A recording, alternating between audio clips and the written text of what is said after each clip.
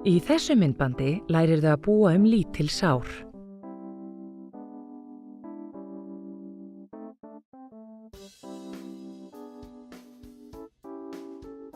Þvoðu hendurnar á þér áður en þú ferð að búa sárið.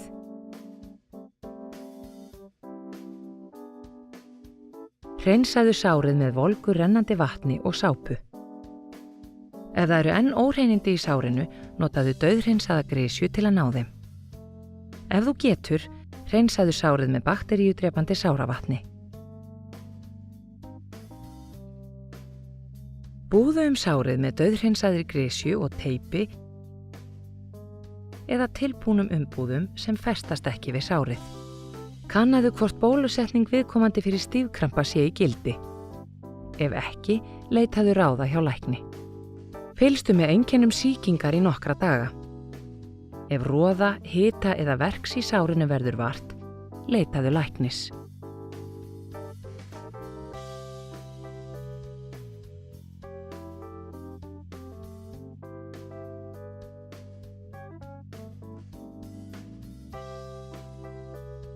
Lítið sár telst vera skráma eða smá skurður á yfirborði húðar sem lítið blæðir úr og er ekki nærri augum eða öndunarvegi.